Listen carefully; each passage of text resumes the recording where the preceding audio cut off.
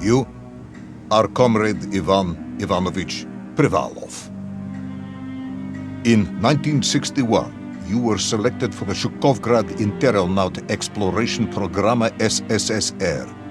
Despite failing your basic physical and being caught cheating on your entrance exams, on the morning of the 12th of April 1962, you boarded a rocket drill containing the experimental device Little Orpheus, with the purpose of descending through the Earth's crust to discover the relative hollowness of the interior and its suitability for colonization. No, you've lost me, General. Did I do what? You and Little Orpheus were dropped into an extinct volcano to drill to the center of the Earth and find out if we could establish a city there. Note, if you will, that this date is over 3 years ago.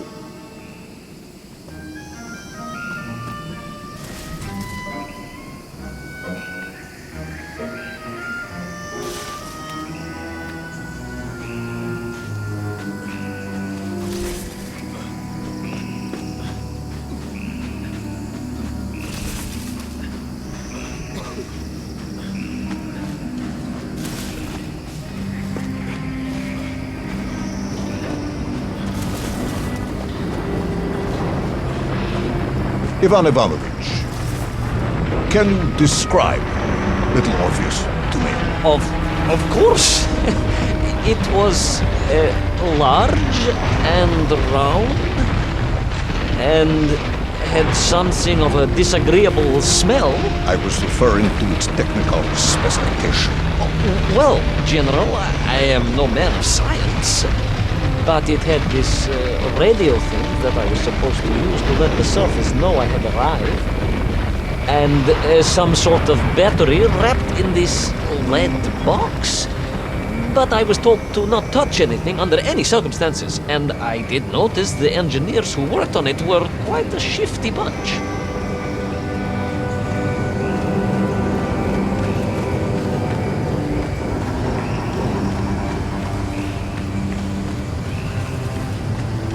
The Little Orpheus device contained a radio transmitter capable of sending a signal through miles of solid rock. In order to boost this, a powerful energy source was required. An atomic bomb, Comrade Privalov. An atomic bomb that you have lost somewhere below the Earth's crust. Yes, that bomb. Of course, General. I can explain everything. But it is a long and somewhat complicated story. And let me assure you, this is not a case of milking chickens. But you won't understand where your bomb and Little Orpheus has ended up unless I start at the very beginning and you let me tell you where I've been for the last 3 years.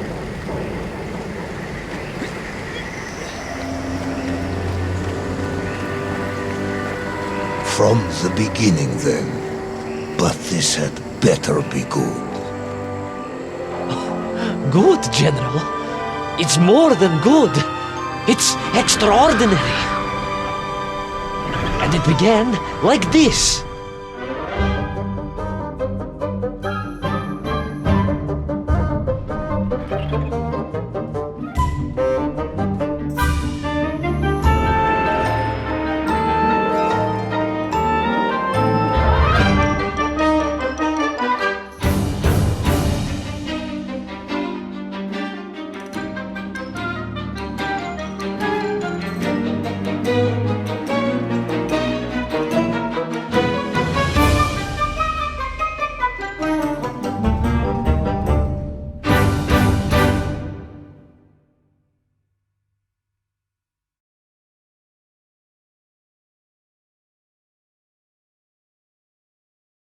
An extraordinary sight. I realized this must be the fabled land of Plutonia, as documented by the brilliant scholar Obruchev. A trail of destruction carved by the rocket drill led down into the wild and mysterious jungle. The rocket drill itself must have snapped in half somewhere below Kamchatka. And little Orpheus bounced out and became lost in that prehistoric forest. If I was ever to get home, my mission was clear: to find little Orpheus.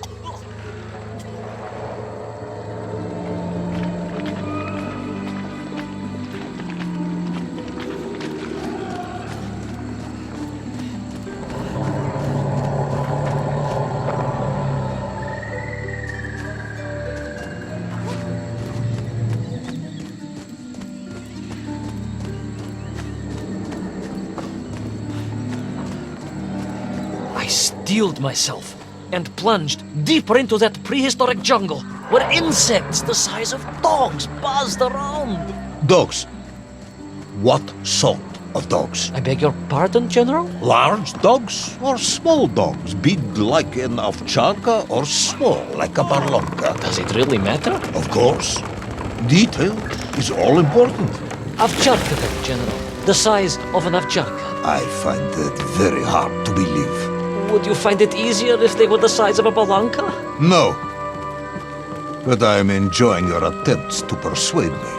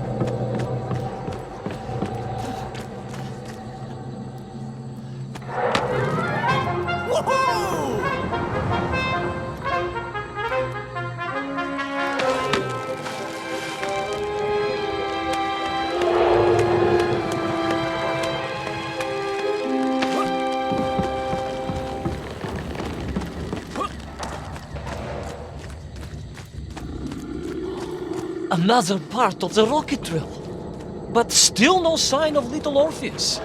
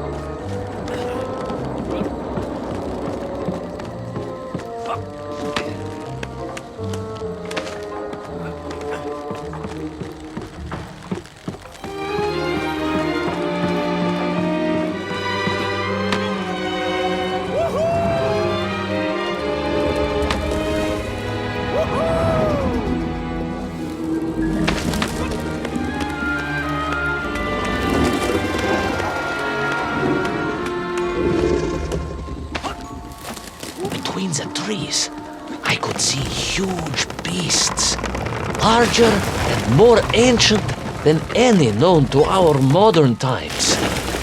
Could it be that Obrachev was right?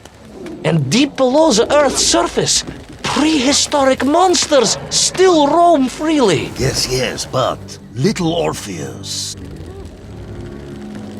Between the trees, I could see huge beasts, larger and more ancient than any known to our modern times.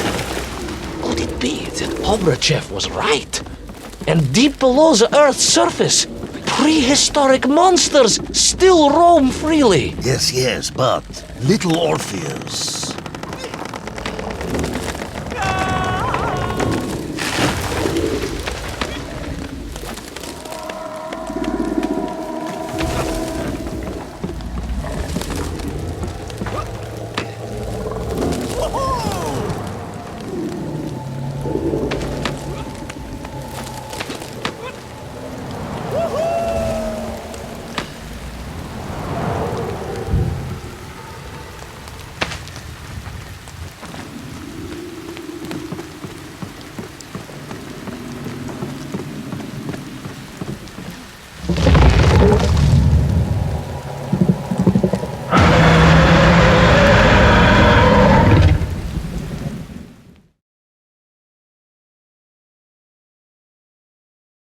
terrible lizard intent on making a snack of me was none other than the most awful of the monsters, the Tyrannosaurus Rex. Oh, now you are an expert on dinosaurs.